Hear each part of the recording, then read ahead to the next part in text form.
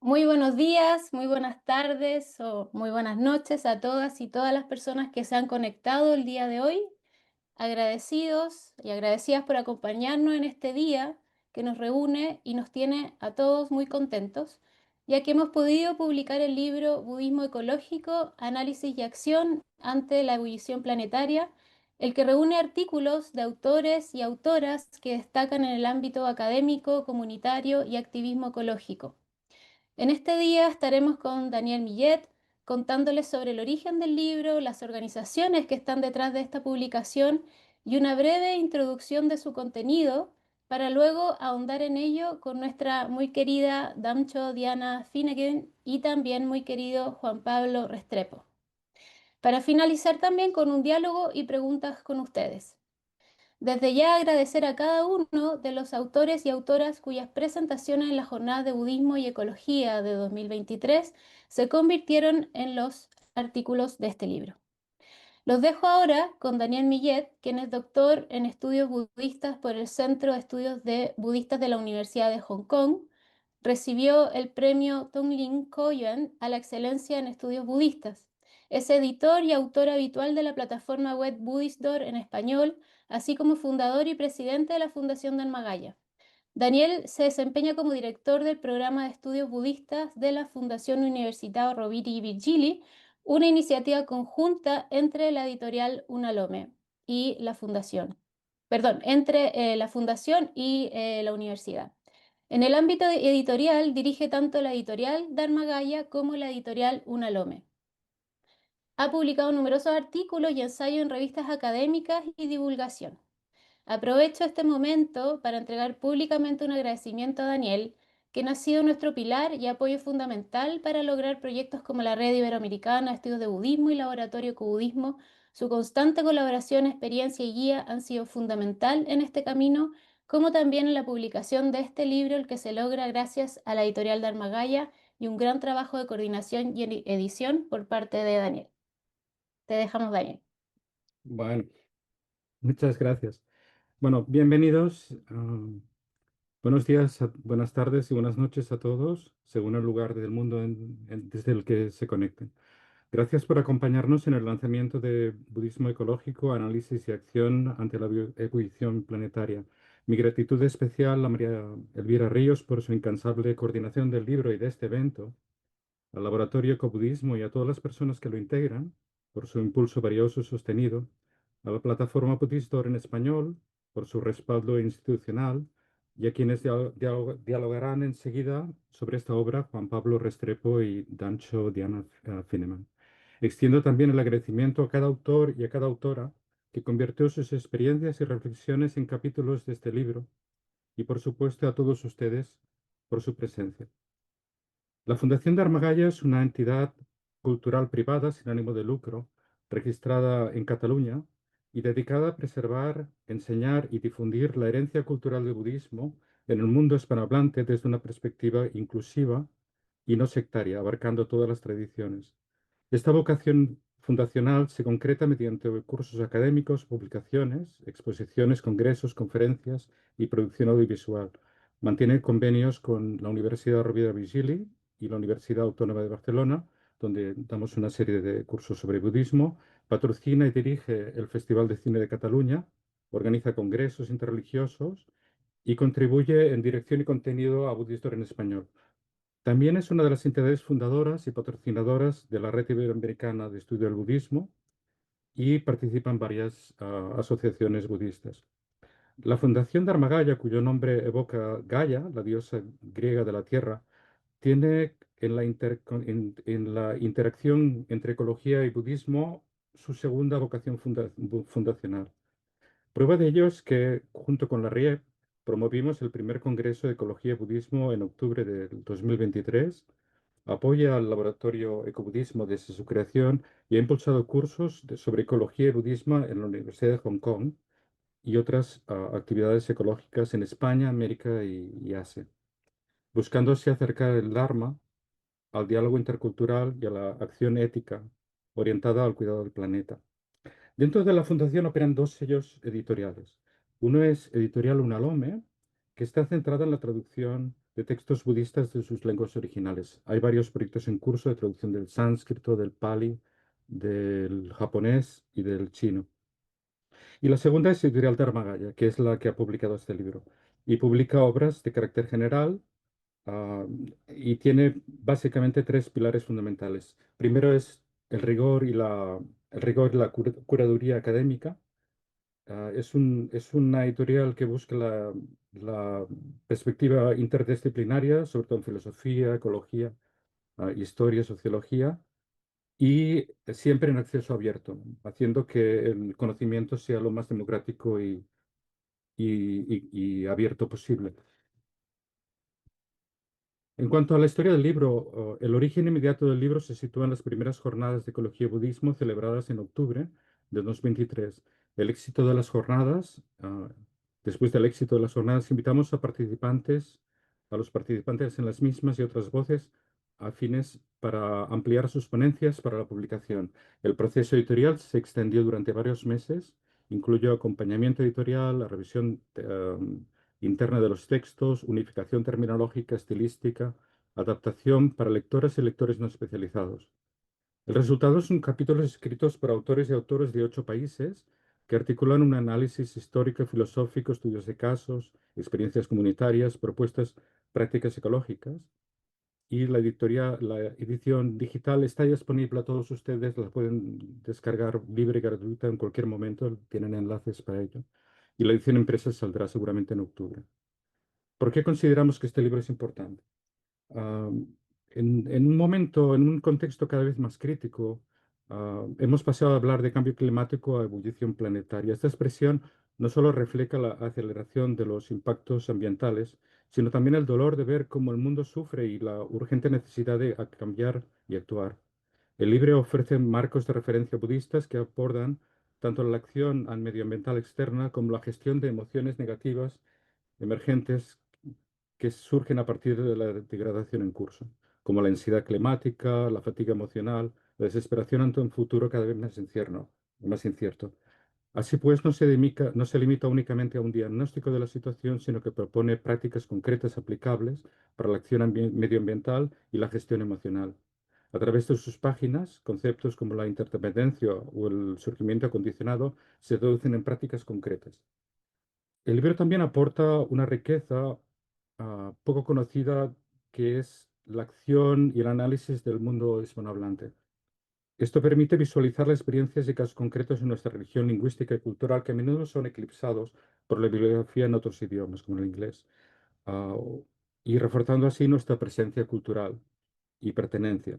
Finalmente, el acceso abierto bajo licencia Creative Commons extiende el alcance del libro y encarna esa ética coherente con los principios de compartir el conocimiento y promover la equidad cultural. Básicamente, estas son las palabras que quisiera decir. El libro básicamente lo que busca es tanto la transformación interior como la acción colectiva, se combinen de una manera compasiva y radical. Les invitamos a descargar el libro, a estudiarlo, a traducir sus propuestas en acciones concretas y disfrutar su contenido. Bueno, muchas gracias por la atención y cedo la palabra a María Elvira.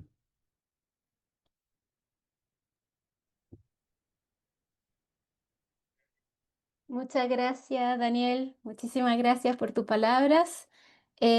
Bueno, a continuación quisiera contarles muy brevemente cuál es el contenido de este libro, el cual está dividido en 4 secciones tituladas Contexto Global y el Dharma, acercamientos ecológicos desde la historia, doctrina y monjes eminentes, propuestas interdisciplinarias y colectividad, y budismo en la acción ecológica. En la primera parte, titulada Contexto Global y el Dharma, se reúnen las contribuciones de Jordi Solé, Dancho Diana Finnegan y Elías Capriles.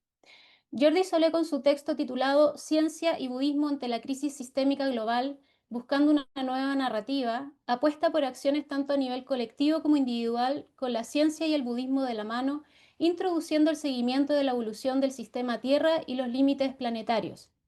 Para entender la crítica situación que el mismo impacto de las actividades humanas ha producido en la Tierra, Jordi identifica 3 crisis y sus pilares: el individualismo, el materialismo como sujeto de realidad y el progreso entendido como sinónimo de bienestar. Por su parte, Damcho, en su texto Los binarios como instrumentos de opresión, perspectivas del ecofeminismo y la filosofía budista Madhyamaka, se centra en la filosofía no dualista articulada por Nagarjuna como una invitación a considerar la filosofía budista frente a la crisis ecológica y humanitaria que enfrenta el mundo. A esto, Damcho se suma el pensamiento ecofeminista que permite abordar las causas colectivas que hoy por hoy están dañando a las sociedades y produciendo la explotación ecológica, un asunto que pocas veces entra en la discusión doctrinaria budista, pues como recalca Damcho, en el budismo el sufrimiento sigue siendo tratado casi siempre de manera individual y abordado persona a persona y no colectivamente. Elías Capriles, con su texto Las cuatro verdades de la crisis ecológica, se refiere a la urgente necesidad de una transformación total, tanto de la percepción como de las formas de vida, para la supervivencia y la creación de una sociedad iluminada. Para ello propone concentrarse en revisar, las cuatro nobles verdades, analizando los diferentes tipos de dukkha y viendo cómo aplicarlos al esquema de la crisis ecológica. En la segunda parte del libro, titulada Acercamientos ecológicos desde la historia, doctrinas y monjes eminentes, se reúnen los trabajos de Roberto García, Carlos Barbosa y mi trabajo con mi autoría. Roberto, con su texto titulado Un mundo interdependiente, el gobernante y los espíritus locales en la ecología del budismo temprano, explora la relación entre la conducta del gobernante, la naturaleza y los espíritus locales según las perspectivas de fuentes budistas de escuelas tempranas. Al respecto, Roberto señala que se reconocía esa relación enfatizando en la responsabilidad del gobernante hacia el medio ambiente y los seres que lo habitan, destacando su conducta como central en el equilibrio ecológico.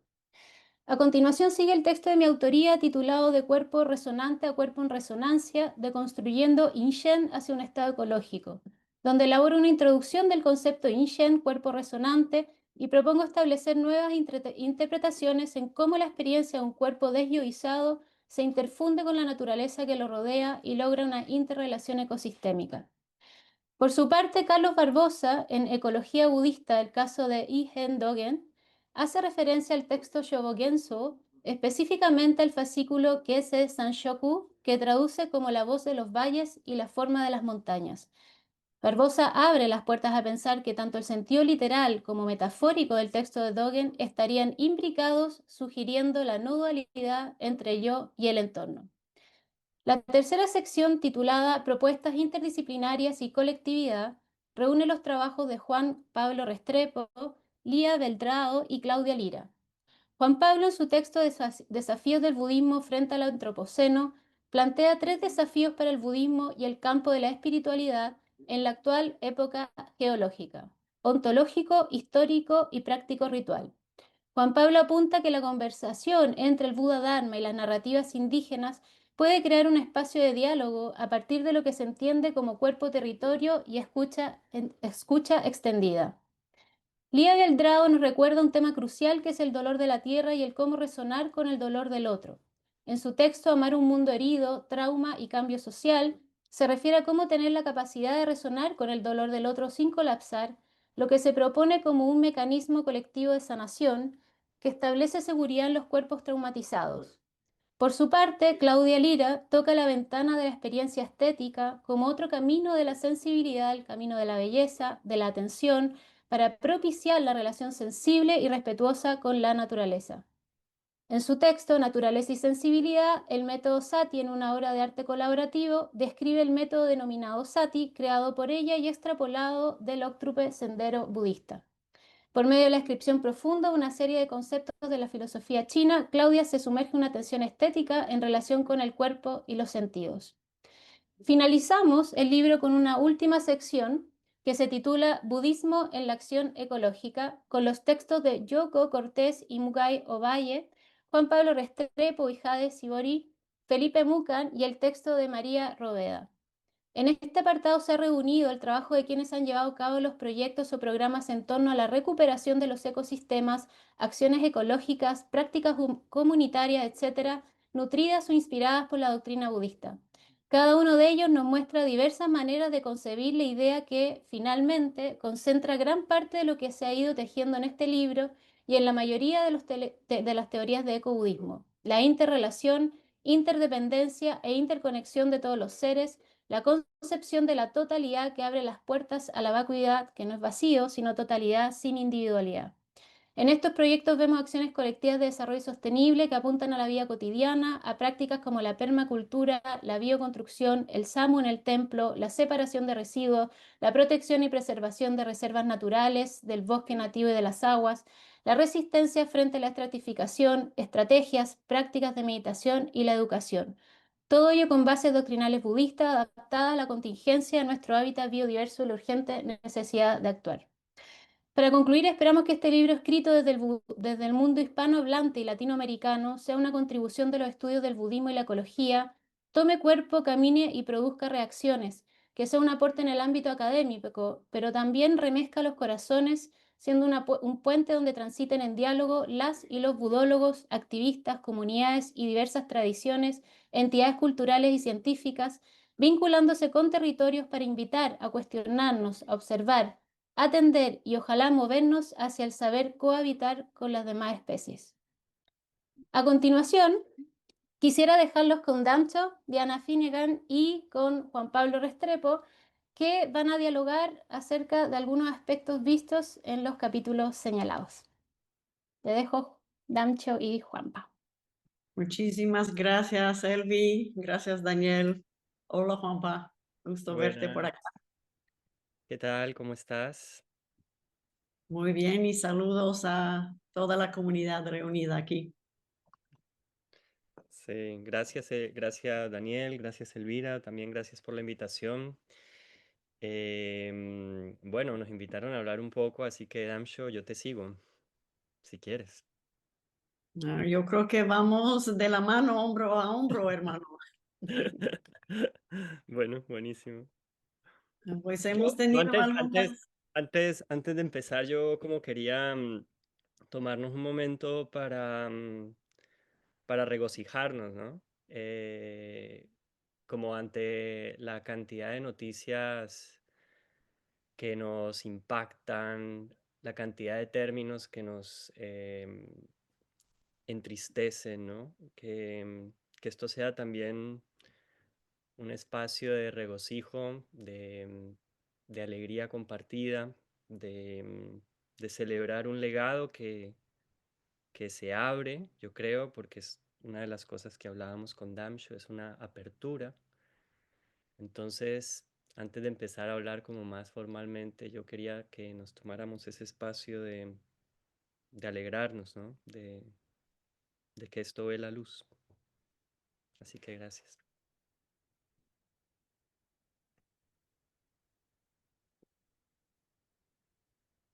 Pues sí, en este plan de regocijarnos, creo que un punto donde podemos empezar es de intentar captar la dimensión de lo que implica la publicación de este libro. Y que como espíritu de regocijar y de ver que este libro está aportando mucha luz, un contexto de, de mucho silencio, de cierta marginización del tema en comunidades budistas, y que estamos en un mundo en general donde, a pesar de ver esta escalación de las crisis, de ver como me encantó el título del libro con la palabra ebullición, que por cierto tuve que mirar en el diccionario, que siempre me da gusto que tengo que mirar y conocer nuevas palabras, pero estamos en este contexto de una crisis que se va en aumento y al mismo tiempo el mundo sigue con sus carreras, sus construcciones de casas, como si nada en particular estuviera sucediendo, ¿no?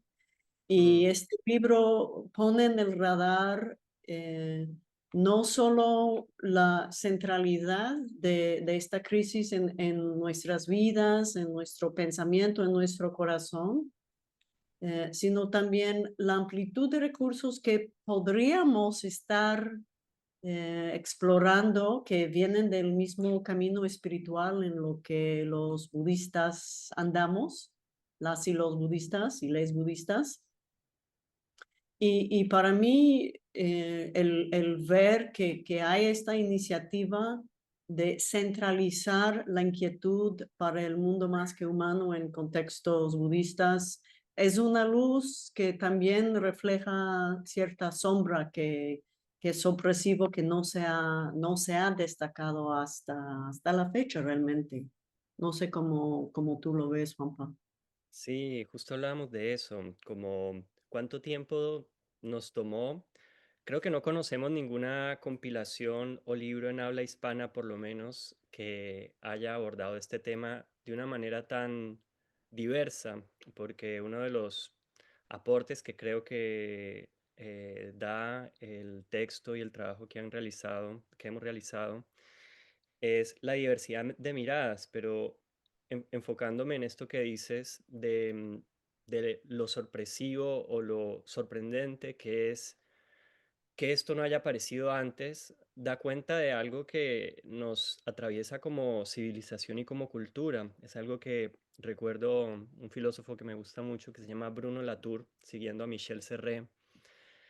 Habla sobre la negligencia como característica fundamental de los modernos, ¿no? De la modernidad. Eh, es una de las cosas que yo abordo, uno de los aspectos que yo abordo en mi artículo y es como, bueno, cómo el budismo en su transmisión a nuestros territorios y nuestra adopción del budismo entabló, claro, un vínculo muy cercano con la modernidad. eh, Entre estas fuentes morales o estas fuentes de la modernidad fueron obviamente la ciencia, ¿no? La ciencia no vista como la Horda Jordi en el primer capítulo, ¿no? Que es la ciencia holística del sistema Tierra, sino la ciencia reduccionista de un paradigma centrado quizás en el cerebro, ¿no? Que fue entonces, ¿cómo abordar un diálogo para nuestras prácticas y para nuestra comprensión del budismo, donde podamos como shake, ¿no? Em, como salir un poco de esta interpretación moderna del budismo y creo que es una de las cosas que se trataron de hacer en este texto. Entonces yo creo que una de las palabras que yo rescataría de lo que acabas de decir es este aspecto de la profunda negligencia hacia la tierra, no solamente en el budismo, sino en gran parte en la mayoría de tradiciones espirituales difundidas mundialmente y cómo el momento de ebullición, como bien lo llama el libro, es un llamado a cambiar la mirada y, como dice Bayo Akomolafe, ¿no? Coming down to earth, ¿no? Como bajar a tierra. Eh, y creo que este libro, no sé si lo logra, que quizás hablaremos un poco de eso, cuáles son los aspectos que creemos que aportan y cuáles son los lugares donde nos hubiera gustado ver más profundidad, pero sí es como un intento, ¿no? Es como algo que quiere abrir camino. Y yo por eso celebro mucho y me regocijo de que lo hayamos hecho. Sí, también un elemento que tocas ahí es que es una colección de voces, ¿no? Ujú, Y si bien puede ir saliendo algunos libros que exploran temas ecológicos desde el budismo, esta intersección entre estas dos inquietudes, de tener una colección que junta diversas voces, diversos vertientes del budismo, mm, donde se comparte esta inquietud, me parece una aportación realmente importante y si bien hay obras que no están traducidas del inglés o de otro idioma, sino que, por ejemplo, otro libro que está por salir es una obra de parte de Roberto García, que también contribuyó un artículo importante a esta colección, de tener esta oportunidad de ver la tremenda diversidad de, de prácticas, de teorías, de inquietudes, de elementos de la cosmovisión desde diferentes espacios del budismo y ver, y esto es una de las cosas que creo que, según hablamos previamente, es algo que a los dos nos gustó mucho, que se nota esta tremenda diversidad y abundancia de recursos, que ya que el tema no es central en muchas conversaciones budistas, como al no estar juntos, nos sentimos un poquito marginadas en nuestras tradiciones o comunidades, pero al juntarnos se realmente multiplica algo que con mucha resonancia siento. Sí, total. Hablando de resonancia, el artículo de Elvira, que yo creo que va acompañado con el artículo de Claudia Lorena, que es Naturaleza y Sensibilidad, y el artículo de Elvira de Cuerpo Resonante, como quisiera como también traer las cosas que nos... Yo te confesaba, yo decía, le decía a Adam Shaw, como, tengo que hacer una confesión, cuando empecé a leerlo, no me esperaba como que me hubiera atrapado el libro, ¿no? Como, bueno, lo voy a hacer porque tengo... Y, y empecé a leerlo, ¿no? Empecé a leer el artículo de Jordi, el artículo de Elvira, el artículo de Carlos, y fue como, qué lindo estar atravesando esta diversidad, ¿no? De perspectivas, nutrirme a través de todas estas perspectivas, pensar mi propia práctica y terminar con capítulos que se enfocan en la acción. Eh, y una de las cosas, o sea, creo que son dos capítulos que se hablan entre sí, ¿no? El capítulo de Elvira y el capítulo de Claudia, ¿no? Es este cuerpo que resuena, ¿no? El lugar del cuerpo en nuestras prácticas, ¿no? El lugar del cuerpo que yo lo traigo en mi artículo como cuerpo territorio a partir de ciertas propuestas ecofeministas territoriales latinoamericanas. Pero encontrar, por ejemplo, esas resonancias en el libro, ¿no? Cuando Elvira habla de cuerpo resonante, después se retoma en el artículo de Claudia a través de una práctica artística situada y después ver que ese cuerpo resonante puede dialogar o con lo que yo traía en el artículo de cuerpo territorio, fue como una de las cosas que más gocé del libro, ¿no? Que más me llenaron de la experiencia de leerlo. Y después ver ejemplos prácticos de cómo esto puede llevarse a la acción. Hay algo que igual yo siento creo que la palabra urgencia no sería una palabra que yo utilizaría como esta necesidad de hacer las cosas urgentes. Y creo que lo que el libro da no es una respuesta urgente, sino una respuesta justamente que nos lleva a desacelerar, ¿no? Una respuesta que nos lleva a pisar quizá con más calma, quizás prestar más atención, porque en la urgencia estamos a esto de caer en la negligencia. Entonces yo, más que una respuesta urgente, yo diría una respuesta que nos permite detenernos, ¿no? Pero encontré como algo muy bello en estas resonancias del libro, a pesar que hay una gran diversidad, como en la naturaleza misma, hay una cantidad de resonancias que empecé a rastrear, bueno, con solo una leída no puedo, pero por ejemplo estas, ¿no? Cuerpo resonante, cuerpo territorio, el artículo de Carlos sobre el Dharma que enseñan las montañas y los ríos, ¿no? Tomado no solamente de manera metafórica, sino tomado en sus propios términos, ¿no? Eso es algo que aprecié mucho. Sí, yo también como la estructura del libro que da esta invitación de ubicarnos, de recontextualizarnos en este momento que tenemos, pero lo hace sin, como tú dices, este elemento de la modernidad budista, ¿no? Mm, Y yo creo que una de las otras conversaciones que hemos tenido es como si este libro lograra, aquí otra vez con las fantasías quizás, pero los sueños, quizás mejor dicho, que si este libro va a impulsar alguna nueva energía de detenernos y también acelerarnos al mismo tiempo.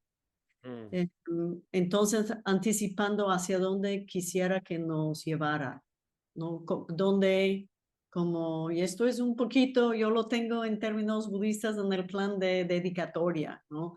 claro. Reconoces que con los esfuerzos generados a través de la construcción y la creación de este libro se genera algo.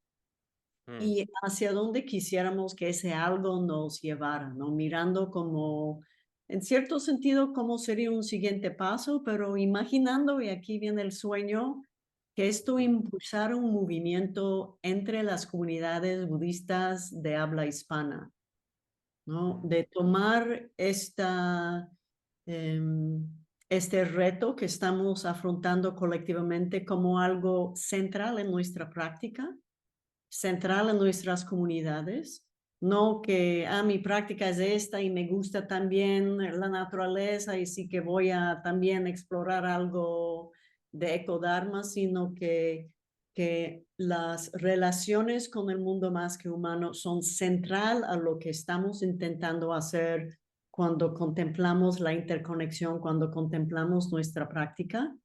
mm, Y ¿Y qué esto implicaría? Pues implica como lidiar con ciertas consecuencias de la transmisión, de la historia de transmisión y de este momento moderno, que varios actores, desde Elías, casi como un hilo conductor del libro, de lidiar con el individualismo, mm. que es algo que también hemos hablado y exploramos en este diálogo que grabamos hace un tiempo, de que esta toma de conciencia que si no aportamos con nuestros esfuerzos esta óptica colectiva, no necesariamente va a salir por sí sola desde la presentación que heredamos del Dharma en este momento moderno. Y Mm, yo diría que como un siguiente paso de este libro sería justamente de ver cómo ir construyendo este elemento colectivo, y coleccionar voces en un libro ya empieza a hacerlo. Y me claro, encanta tu idea de ver artículos en conversación.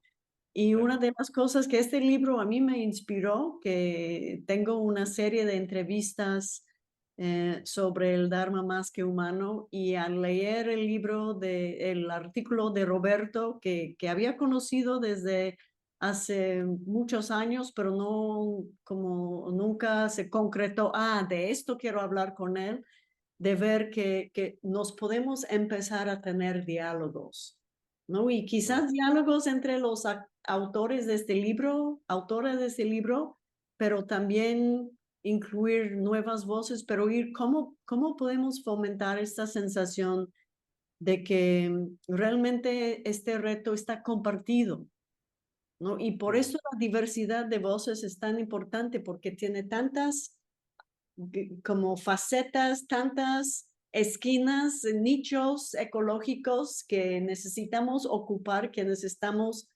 inquietes por este tema desde el budismo, que cómo fomentar esta sensación de trabajo e inquietud colectivo. sí, sí, crear esta conversación, ¿no? Como a partir de, bueno, empezar quienes nos sentimos interpelados y a partir de esa interpelación empezar a abrirla. Em, sí, quedaba pensando en esta resonancia entre tu artículo sobre la hiperseparación y jerarquización que crea esta separación y estos dualismos, y el artículo de Roberto. Y yo encontré fascinante el artículo de Roberto, cómo muestra esta otra manera de entender lo que llamamos naturaleza, nosotros modernos, ¿no? Eh, y, y que se encuentra esta función, esta interdependencia entre gobernante, espíritus de la tierra, ¿no? Y acciones, o sea, cómo la dimensión del karma en el budismo antiguo nos puede ayudar incluso a comprender cuestiones, pues, o a pensar de otra manera, ¿no? A salir de nuestra manera y de hiperseparación moderna, etcétera, para ayudarnos a abrir a otras maneras de vivir. Entonces yo también como que encontraba una resonancia súper linda, ¿no? Entre tu aporte desde los ecofeminismos y el aporte de Roberto desde otro punto de vista como completamente diferente. Y decía, wow, si le hacemos como caso a Roberto, el papel central de la figura del gobernante estamos en el horno, como dicen acá en Argentina, ¿no? Como este lugar central de quienes nos gobiernan, que justamente en algunos casos, en la mayoría de casos en este momento, son completamente negligentes a estas voces no humanas o más que humanas. Entonces abogo mucho por esta democracia de voces, por estos encuentros, para justamente que las comunidades budistas o nosotros como budistas podamos salir de los nichos y podamos encontrar justamente resonancias, eh, poder salir algo también de esta tendencia a veces del excepcionalismo budista, ¿no? Como estos artículos, por ejemplo, el de Jordi, que habla y trae los marcos de los límites planetarios, los marcos del sistema Tierra, creo que aportan un montón a decir, el budismo en sí mismo, como tú decías y como decíamos antes de la presentación, el budismo en sí mismo inherentemente quizá no va a brindar las respuestas. El budismo abierto a un diálogo quizás brinde un poco más de preguntas, que son las preguntas que nos debemos quizás hacer hoy frente a la crisis global, pero también ciertas aproximaciones que nos permitan otra mirada. Pero el budismo en sí mismo creo que no lo va a hacer. Entonces, en esta apertura, pues creo que se puede generar algo potente, ¿no? Sí, como dices, y esto fue una de las muchas cosas que me gustaron mucho y me gustan mucho del libro, es que como evita de caer en los extremos de que el budismo, como con todas este idealismo que hay en las Américas, por cierto, en Europa también, de que el budismo, ya que desconocemos la historia institucional del budismo, porque pues esto pasó en otro continente y no se habla mucho, esto nos permite tomar las ideas, las prácticas e idealizar que esto es un sistema libre de todo lo que no nos gusta de las religiones cuyas historias institucionales sí conocemos y caer en como esta fantasía que el budismo es, como dices, inherentemente ecológico, que sí se escucha en círculos de budistas ambientales, que, sí, nosotros sí tenemos como la óptica esencialmente ecológica. No cae en esto, pero tampoco en el extremo de como menospreciar los muchísimos recursos y pautas que encontramos en filosofía, en meditaciones, en historias, en textos, en narrativos budistas, que sí podrían estar invitados a conversar y hablar al momento en lo que estamos. Y me gustó mucho la manera en la que Elvira como subraya que esto es que estamos aplicando el budismo o incluso lo que tú como mencionas claramente en tu artículo, de que hay una tendencia entre personas escribiendo desde el Dalai Lama hasta Thich Nhat Hanh de reinventar o reorientar conceptos claves como la interdependencia para que responda a este momento y de ver que es totalmente válido hacerlo, que el Dharma que heredamos es muy amplia, muy rica, muy diversa, pero necesita interlocutores que lo ponen en diálogo con el contexto y que el libro me parece una invitación a hacerlo y muchos ejemplos de cómo hacer esta invitación a dialogar. Sí, bueno, querida, vamos a ir cerrando porque estamos sobre el tiempo, pero bueno, te agradezco mucho la conversación y bueno, gracias también a toda la gente que participó y muy, muy honrado de haber participado de este proceso y muy honrado de estar en conversación contigo hoy. Sí, yo también quiero agradecer a Daniel y a Elvira por todo esta visión que hoy se está manifestando en la forma de un libro, pero que estoy segura que tendrá muchas olas más allá del libro y también me siento muy, muy honrada de haber estado incluida en el libro y espero que me sigan tomando en cuenta para seguir en conversaciones. Y felicidades. Gracias, muchas gracias, Damcho, muchas gracias, Juan Pablo, también por esta conversación que han tenido y también ahí dando ciertas luces, ¿no? de lo que se ha ido desarrollando en este texto, que como ya decía Daniel en su momento, esto nace a partir de una jornada, ¿no? Del año 2023 y de ahí es que se creó y se pudo lograr esta publicación. Ahora, bueno, hay algo que yo olvidé de tanta emoción de la presentación, no presenté ni a Damcio ni a Juan Pablo y sí quiero que las personas que están presentes que sepan quienes no los conocen o no lo conocen a Damcio, sepan quiénes son. Damcho es cofundadora de la comunidad Dharmadata, de una comunidad espiritual hispanohablante que trabaja en un Dharma antipatriarcal y enraizado en la tierra. Como parte de sus compromisos a través del Instituto Buda Dharma y las salas de meditación Dharmadata, ofrece cursos, retiros y talleres en línea, todos completamente gratuitos. Durante más de una década, Dancho se formó bajo la guía de diversos maestros tibetanos en India y fue ordenada como monja budista durante 24 años. Completó 7 años de estudios tradicionales en filosofía budista y un programa de 7 años de formación en la meditación Mahamudra.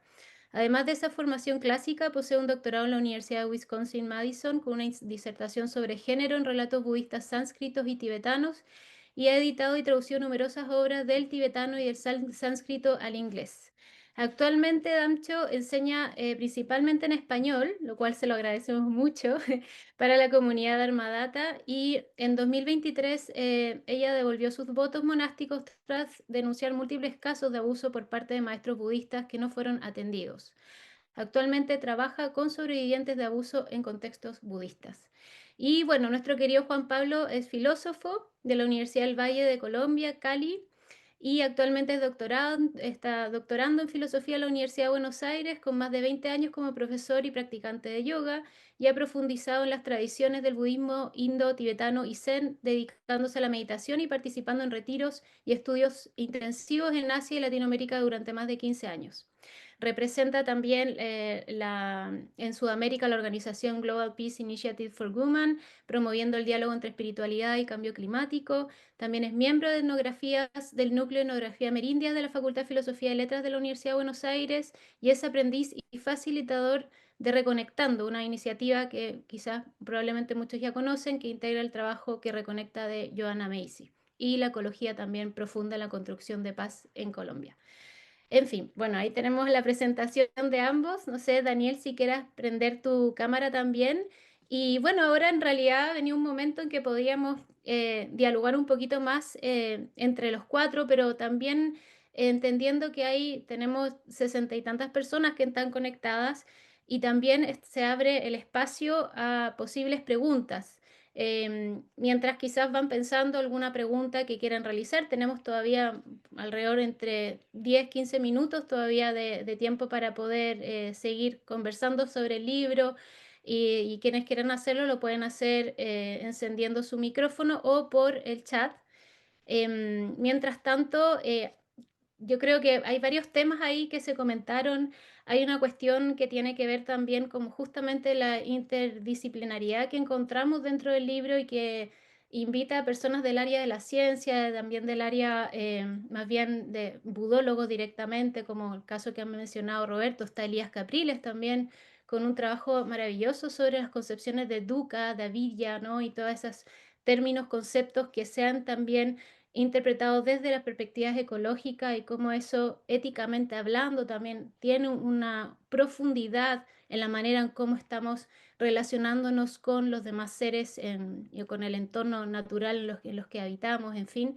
Y hay creo que visiones diversas a propósito del dukkha, también en el texto de Elía Beltrao que habla al respecto, y cómo es el trabajo que reconecta de Joanna Macy juega un papel fundamental también en esos elementos que creo que ahí pueden también de alguna otra forma conocer y profundizar un poco más en ciertas temáticas específicas que se van abordando, ¿no? Entonces, no sé si hay alguien que quiera, ya sea, no sé, Daniel, comentar algo más o abrimos un poco la sala a posibles preguntas.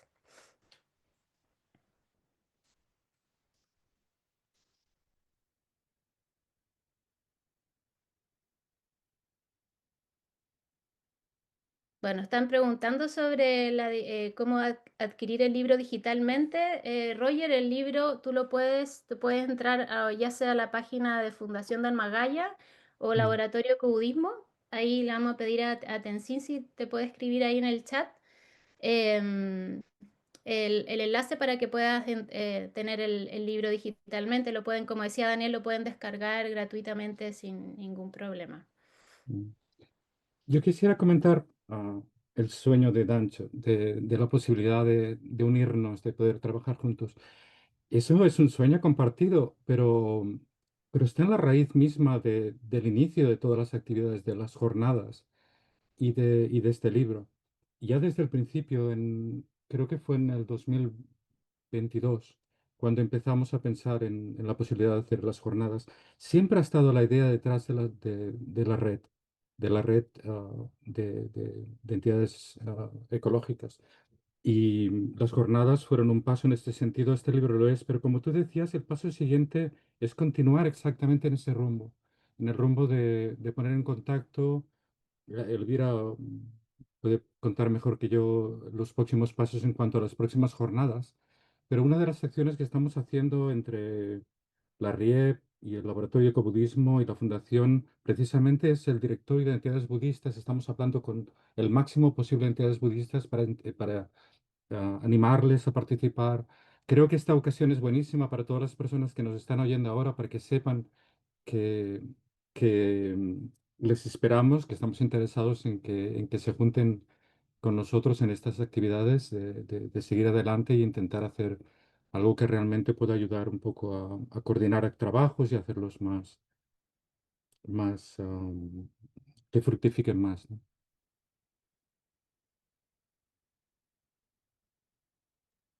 Yo siento que también quiero aprovechar para mencionar que tenemos reuniones mensuales donde procuramos formar Ecosanga y no está limitada a gente de la comunidad Dharmadata. Tenemos varias personas ahí que andan buscando Mm, conexión con otras practicantes budistas para que comparten esta inquietud de cuidar la tierra y responder al llamado de hacerse presente cuando sufre. Y son reuniones mensuales y yo vi Livia, que es la coordinadora o co-coordinadora, quizás ella puede poner en el chat los datos, pero que realmente siento que, como dice Daniel, un siguiente paso es de reunirnos, ¿no? mm. De unir nuestras voces y hacernos presentes cuando hay iniciativas, aun sean de otras comunidades. Gracias, Dancho. Hay una pregunta de Giovanni que dice, ¿cómo denunciar la desigualdad social y la violencia del capitalismo sin caer en odio? El 1% de la población del mundo son los propietarios de casi la mitad del planeta. La violencia en Palestina está vinculada a la apropiación de recursos por parte de este 1%. No sé si alguien quiera como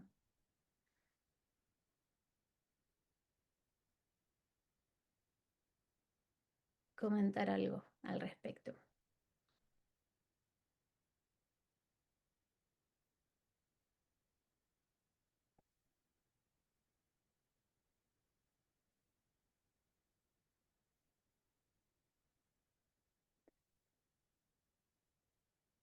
No sé, ¿alguien se lanza? Bueno, igual yo puedo comentar algo a propósito del concepto de ahimsa, ¿no?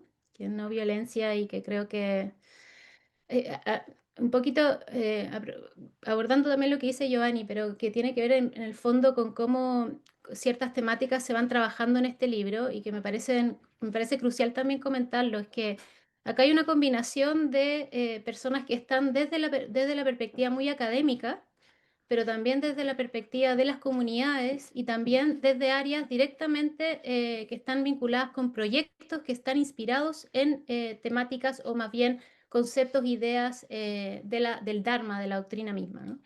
Y eso de alguna u otra manera también tiene que ver con cómo desde esta idea concebida finalmente de la manera en cómo se entiende esta interrelación que termina siendo la colectividad del mundo finalmente dentro de toda su diversidad, em, hace que justamente estos diálogos permitan iniciar una acción muy ampliada hacia abrirse mentalmente hacia ciertas formas de concebir ya sea concepciones mismas, pero también acciones, y cómo eso mismo nos lleva a actitudes que la individualidad se va de alguna forma desapareciendo y automáticamente también la violencia va desapareciendo, ¿no? O sea, yo creo que está íntimamente vinculado la concepción de los trabajos colectivos, por lo menos lo que he podido observar tanto en la forma, en lo que hemos escrito en este libro, pero también en las acciones concretas que hay,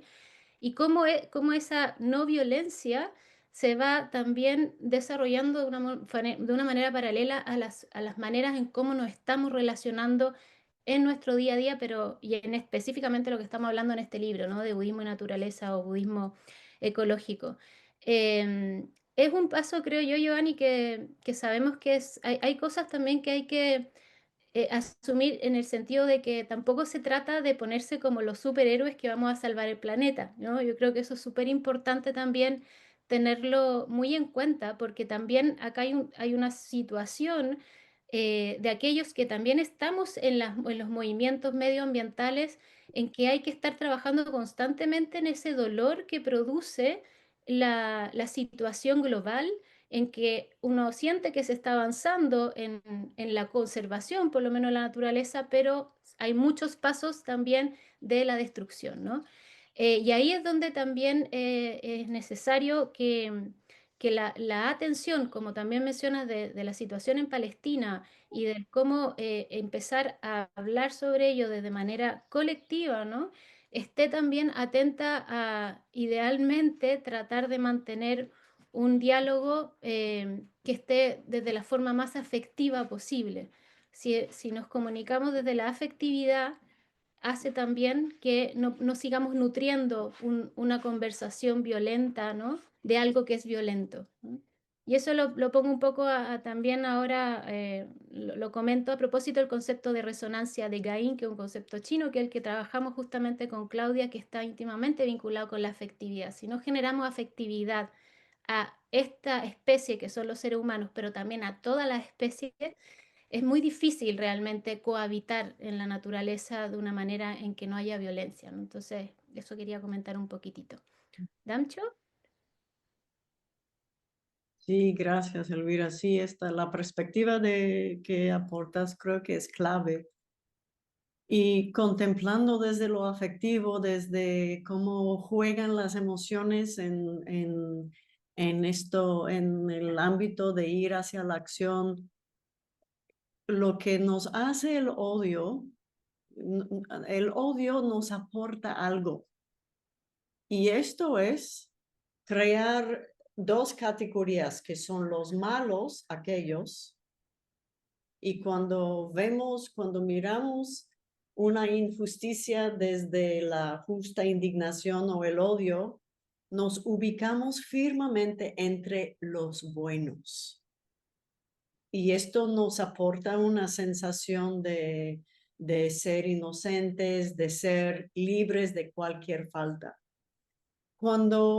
Y esto está firmemente arraigado en una perspectiva simplicista, dualista, donde solo estas personas tienen la culpa y nosotros no, de alguna forma somos exentos a estar cuestionados por nuestra conducta. Y esto no quiere decir que no hay personas que están manejando el poder social, económico, que tienen de forma totalmente inadecuada, pero cuando nuestra manera de mirar estas situaciones complicadas nos libera completamente de culpa o de participación o de complicidad en la situación, inmediatamente nos sentimos impotentes porque nos ubicamos fuera de una sede que controla el poder que estamos detestando, ¿no? Y esto es decir que el odio, que fácilmente caímos en esto, nos impide de posicionarnos de forma efectiva en actuar, ¿no? Porque nos hace sentirnos impotentes, porque odio es el otro tiene el poder y es malo. Y yo no soy en esta categoría. Qué bien, porque sé que no soy mala, pero tampoco tengo el poder de hacer algo. Y esto es una de las razones por las cuales siento que una ética colectiva y un pensamiento colectivo es clave, porque esto atiende este elemento de la impotencia. Pero del otro lado, si miramos bien, cada persona sentada en este momento o viviendo en tierras en el continente de las Américas, estamos habitando terreno robado. Estamos en terrenos donde otros pueblos han sido despojados, ¿no? Así que nadie está libre de estas dinámicas. Y es muy doloroso y muy consternante mirarlo y ver, ok, entonces yo también estoy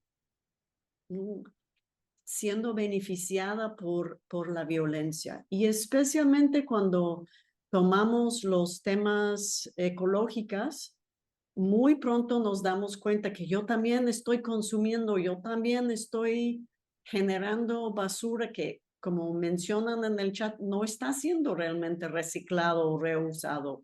No, yo sigo consumiendo mis parientes, los árboles y las aguas de forma explotativa, ¿no? Y somos cómplices. Así que el odio, no nos permite tener un análisis puntual y sentirnos con la capacidad de entrar y hacer cambios.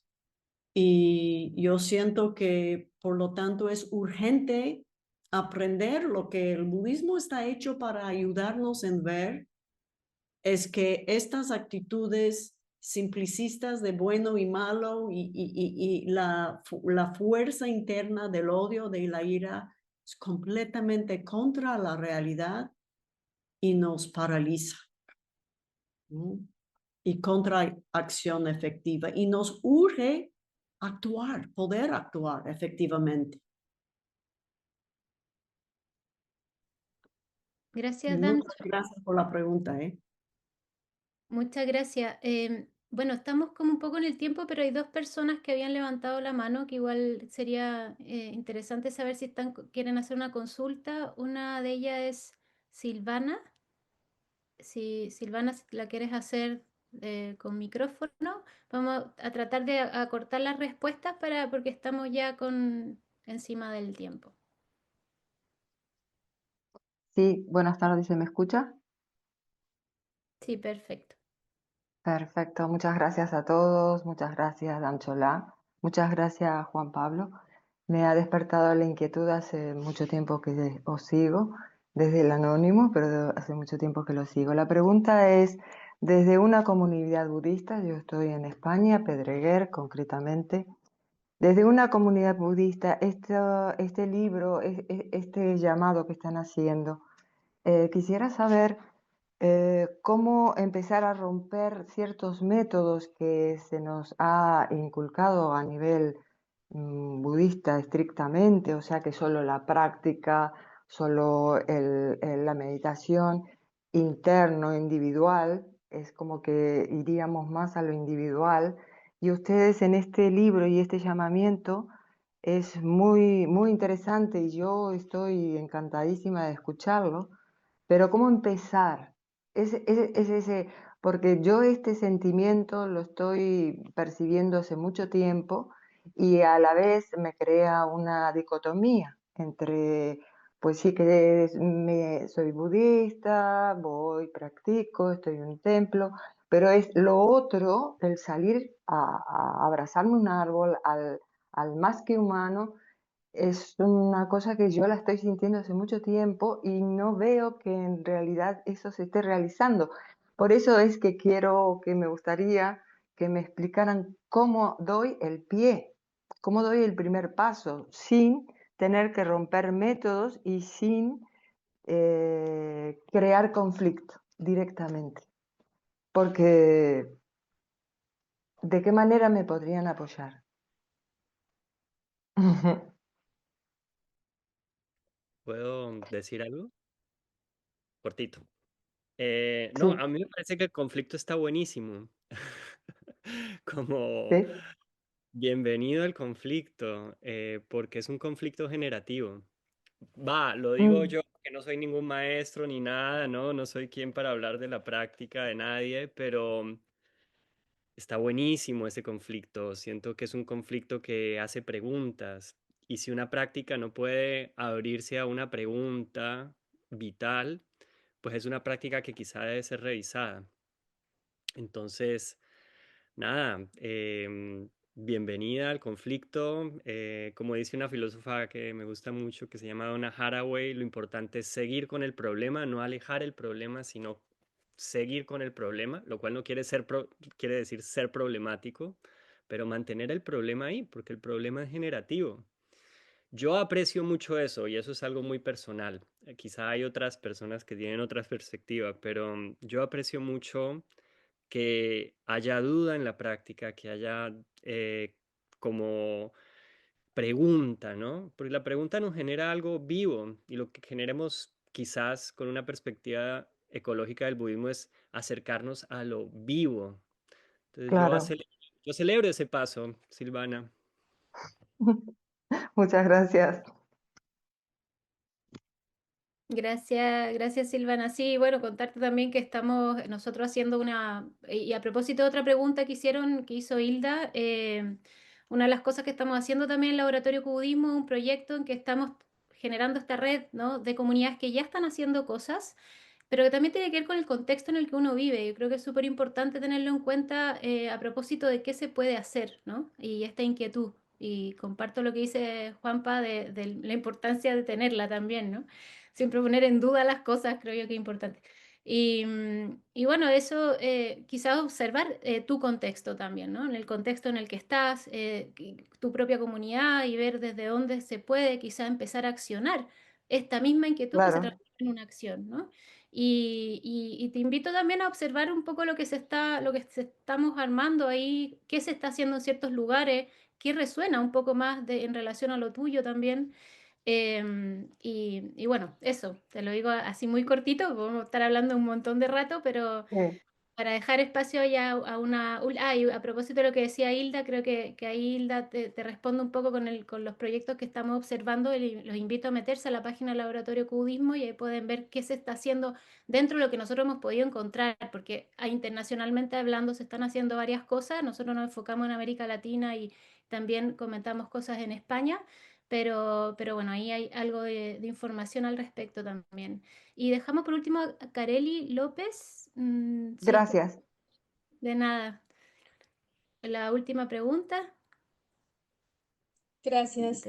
Bien, pues puede ser muy concreta y yo como practicante y como académica, primero felicitarles que estoy muy, muy conmocionada, emocionada por el proceso que tuvieron. Ahí tendré algunas situaciones que me gustaría después particularmente hablar con ciertas personas que conozco. Pero justo decir que esto de la red es muy importante. Estudié en la India y terminé en 2022, y una de las cosas que me daba cuenta es que en América, quizás, y sobre todo en México, quizás porque no es nuestra tradición, no es una tradición, ¿no? El budismo como tal, encontraba poca resonancia y pocos espacios, incluyendo en mi propia tradición, donde la preocupación por el tema climático y sobre todo la emergencia, como se ha denominado también en algún momento, no la veía, ¿no? Y esto me llevó a buscar otros espacios y bueno, también a estar en contacto con ustedes a partir del Instagram, que también fue una gran pues haber entrado al Instagram, algo que yo no quería, ¿no? Porque tengo un tema con las redes sociales, y darme cuenta de que, bueno, ahí había ya una red, y entonces ahora justo pues ya estoy conectada con ustedes, pero me parece que es importantísimo esto de ir juntando, porque hay muchísimas amigas y amigos que estuvieron estudiando en la India y que igual no sentían que cuando regresaban a México hubiera estos campos de resonancia. Y me parece que son muy, muy importantes porque hay mucha gente trabajando en muchos espacios. Entonces, No te muchas escucho. felicidades y gracias. También antes Bueno, de irnos, Elvi, quiero recalcar que tanto la comunidad Armadata y la Ecosanga como LEP son espacios abiertos para que están abordando estas problemáticas o estas inquietudes o, o estas perspectivas. Entonces son dos espacios que están acá, ¿no? Que están a través de AMSHO, a través de nosotros, nosotras. Entonces también les invito a habitar esos espacios, que son espacios con las puertas abiertas.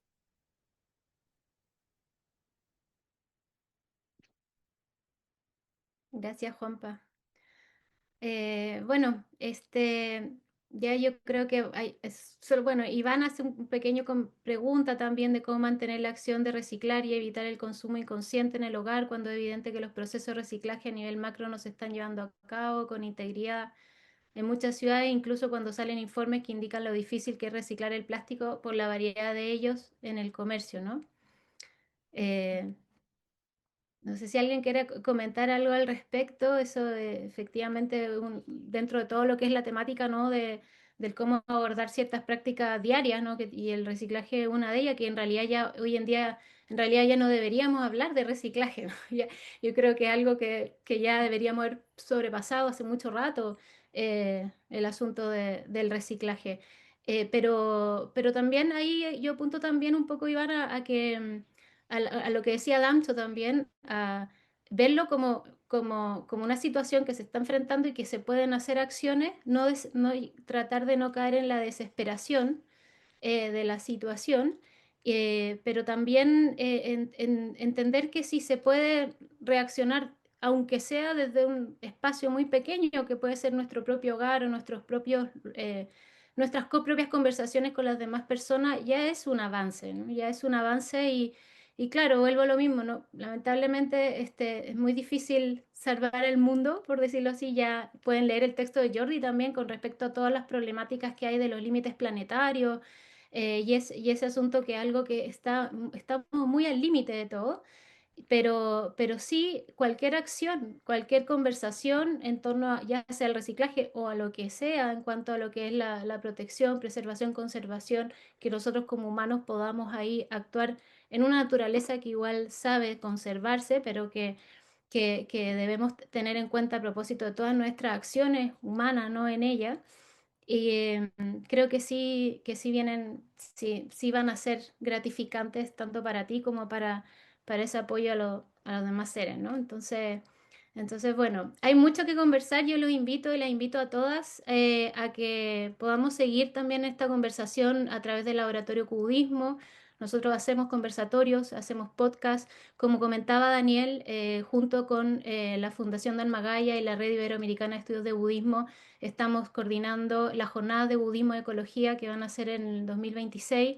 Ahí vamos a reunir a personas que están en diversas partes del mundo haciendo proyectos maravillosos relacionados con budismo, y también va a hacer también una bajada, ¿no?, a todo esto para poder ya finalmente conformar una red de comunidades que estén interesadas o ya trabajando proyectos de budismo ecología y seguir abordándolo y desarrollándolo de forma ya con una colectividad más internacional, ¿no? Así es que creo que lo vamos a dejar hasta acá. No sé si quieras, Daniel, decir algo más.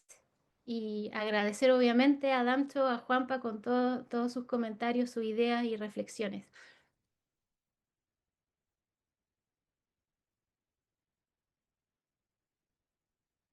¿No? Parece que no. Entonces, bueno, les agradecemos a todos, a todas. Si quieren prender sus cámaras para verlos algunos, y muchas gracias a Tenzin, que estuvo ahí detrás ayudándonos en toda la parte técnica del laboratorio Cobudismo. Y bueno, obviamente a leer el libro, y recibimos todo tipo de comentarios para poder fortalecer más todo este trabajo que se está realizando. Muchas gracias. Muchas gracias a todas, a todos. Si quieren pueden destrabar el audio y saludar, ¿no? Y así nos vamos con la voz de todos. Muchas gracias por todo. Gracias. Gracias a todos. Gracias, Hermoso. gracias. Gracias. Gracias Bien, a gracias todos. desde México, Cuernavaca. Gracias, gracias. Felicidades, Muchas felicidades. gracias a todos. Gracias. Desde Gracias. Argentina, que sea muy exitoso el libro. Vamos a leerlo. Gracias.